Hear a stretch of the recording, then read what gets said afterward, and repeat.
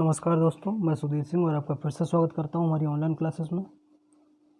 देखिए, इससे पहले जो हम लेक्चर में जान चुके थे कि सिंपल जो हमारा मशीन थी यानी कि पुली के बारे में, पुली के मैकेनिज्म के बारे में हमने पढ़ा था। फर्स्ट, सेकंड और थर्ड पुली को हमने कंप्लीट कर लिया था। वेस्टर्न पुली भी हम इसके बारे में पढ़ चुके थे। आज जो हमारा टॉपिक है वो हमारा है सिंपल स्क्रू जैक के बारे में। तो सिंपल स्क्रू जैक सभी जानते हैं कि स्क्रू जैक का यूज मैक्सिमम हम लोड उठाने के लिए, जैसे कि हमारे व्हीकल्स हो गए, इनमें किया जाता है। कुछ भी वो बोझ को जो हमारा लोड है उसको उठाने के लिए हमारा सिंपल स्क्रू जैक का यूज होता है। जैसे कि मुझे कोई व्हील चेंज करना है अपनी बाइक का, ट्रक का, तो उसको उठाने के लिए मैं सिंपल स्क्रू जैक का यूज करता हूँ। तो ये सारी चीज़ें सिंपल हमारे स्क्रू जैक के बारे में, हम किस प्रकार से इसका मैकेनिज्म है, हमारा वेलोसिटी रेशियो है, मैकेनिकल एडवांटेज का प्रोसेस क्या है, इसको कैसे निकालेंगे, इसके बारे में जानेंगे। तो देखिए, स्क्रू जैक में क्या होता है कि आपके एक हैंडल होता है जिसको हम रोटेट कराते हैं और इसमें स्क्रू होते हैं।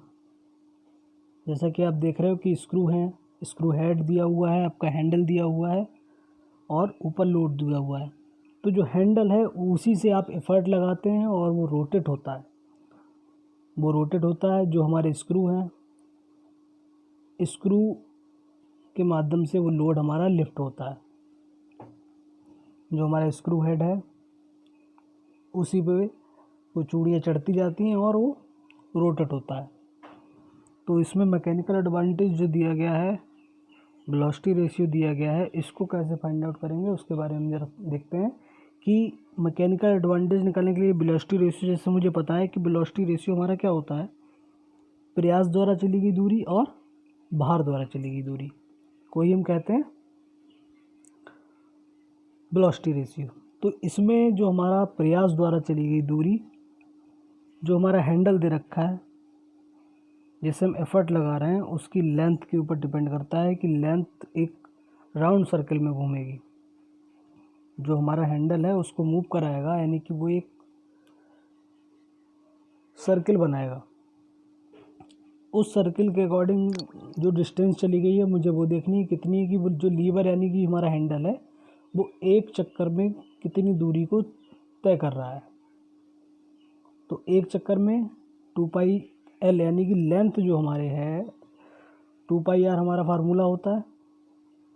तो उसी अकॉर्डिंग हम देखेंगे कि इस हैंडल के मिड पॉइंट से लेंथ हमने l मानी है, तो उस अकॉर्डिंग हमारा जो लेंथ l है, तो जो प्रयास द्वारा चली गई दूरी हमारी होगी वो 2πl होगी। और भार द्वारा चली गई दूरी को फाइंड आउट कैसे करेंगे, तो भार द्वारा चली गई दूरी के लिए आप देखेंगे जो चूड़ियाँ बनी हुई हैं, चूड़ियों की डिस्टेंस जो है हमारी, वही डिस्टेंस को हम पिच कहते हैं। यानी एक राउंड में वो एक से दूसरी चूड़ी को क्रॉस करेगा डिस्टेंस।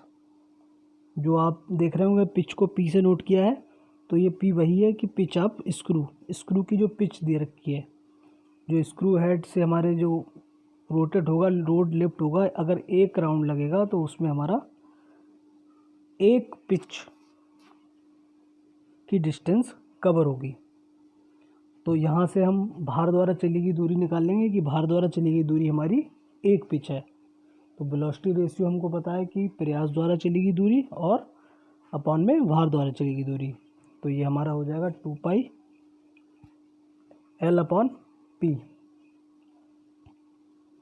p जो हमारा है पिच द्वारा, जो यानी कि पिच है, स्क्रू ऑफ पिच की एक राउंड में हमने एक पिच डिस्टेंस कवर की।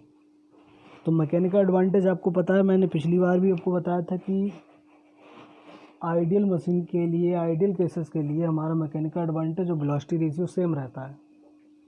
जितना मैकेनिकल एडवांटेज होगा उतना ही हमारा वेलोसिटी रेशियो होगा। क्यों? क्योंकि मशीन आइडियल है, इसमें हम फ्रिक्शन को, जैसे कि पीछे हम रस्सी के बारे में पढ़ रहे थे कि उसमें रस्सी का वेट नहीं ले रहे थे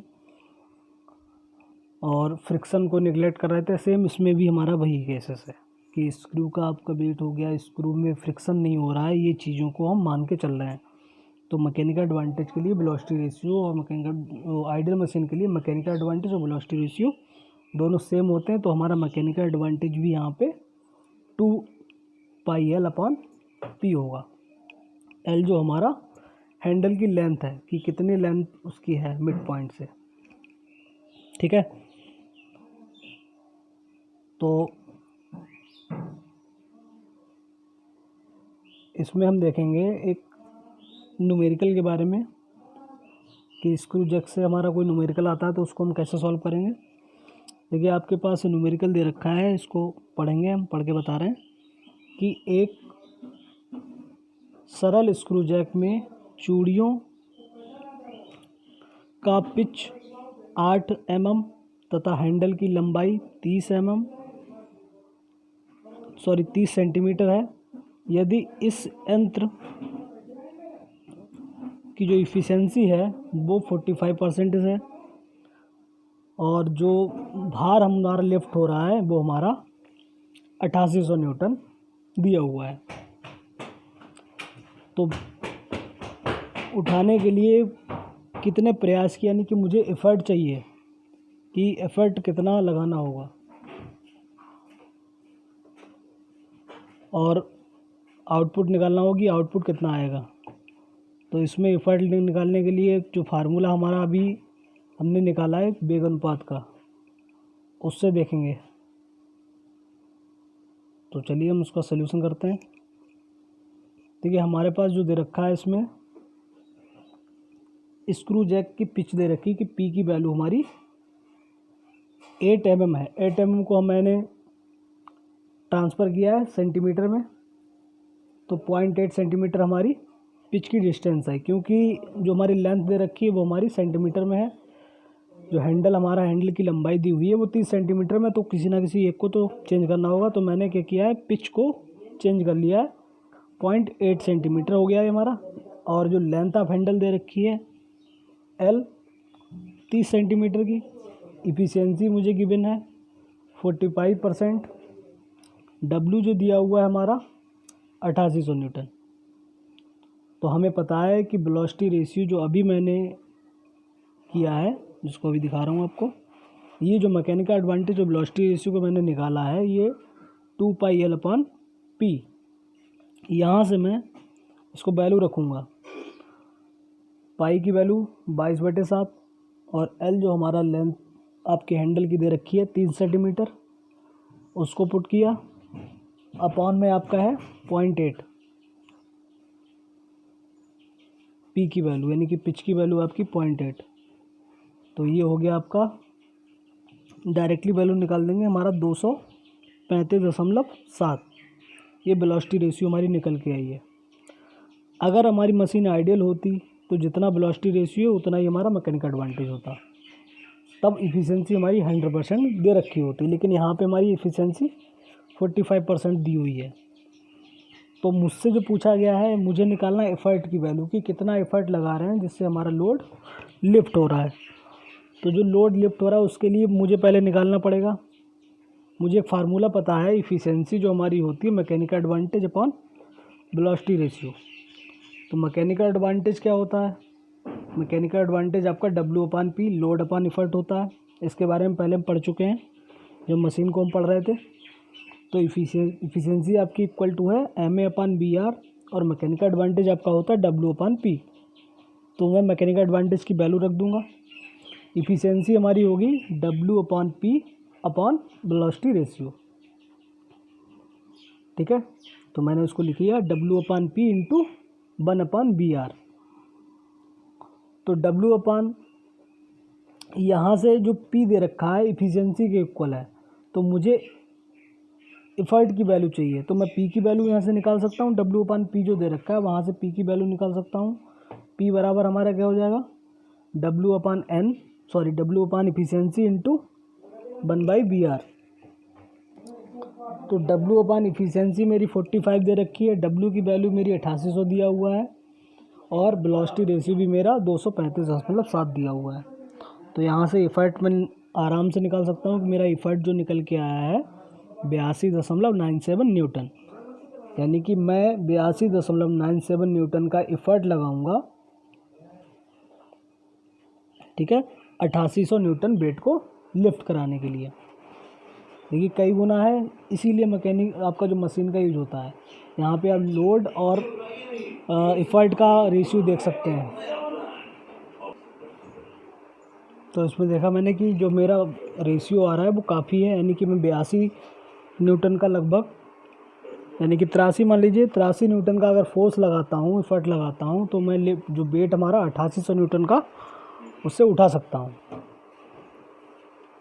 अब जो मुझसे पूछा है, सेकंड पॉइंट पूछा गया है कि इसमें आप कार्य की निर्गत भी फाइंड आउट करिए, यानी कि जो आपसे आउटपुट पूछा गया है कि आउटपुट कितना होगा।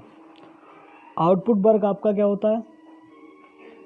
आउटपुट वर्क हम पहले पढ़ चुके थे लोड के बारे में कि W/P। स्टार्टिंग में जो मैंने डेफिनेशन आपको 1 बाय 1 करके दिखाई थी, जिन्होंने नहीं पढ़ी हैं वो पिछले वाले वीडियो में जाके देख लें। उसमें कई सारी वीडियो मैंने बना चुका हूँ, उसमें आपको बताया था कि इनपुट वर्क क्या होता है, आउटपुट वर्क क्या होता है। तो आउटपुट वर्क जो हमारा होता है वो लोड इंटू भार द्वारा चली गई दूरी, ये फार्मूला है। तो आउटपुट के लिए W हमारा भार द्वारा चली गई दूरी, भार द्वारा चली गई दूरी यानी कि जो पिच यहाँ पे हमारी भार द्वारा चली गई दूरी क्या होगी, स्क्रू जैक में हमारी पिच मूव कर रही है, यानी कि एक एक पिच बढ़ रही है।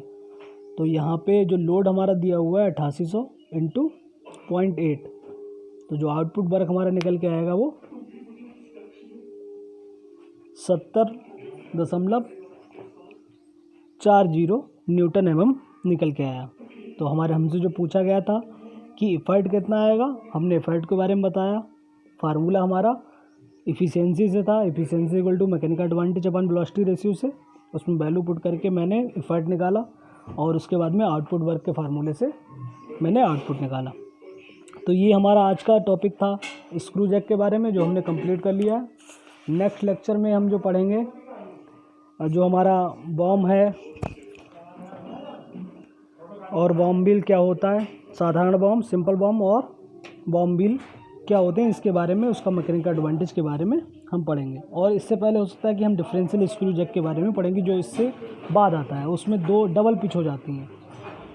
ठीक है, तो जिन बच्चों ने अभी आरोग्य सेतु ऐप डाउनलोड नहीं किया वो बच्चे आरोग्य सेतु ऐप डाउनलोड कर लें। बाकी चैनल को सब्सक्राइब करें और अटेंडेंस कमेंट सेक्शन में सेंड करें। ठीक है, आज के लिए इतना ही। नमस्कार दोस्तों।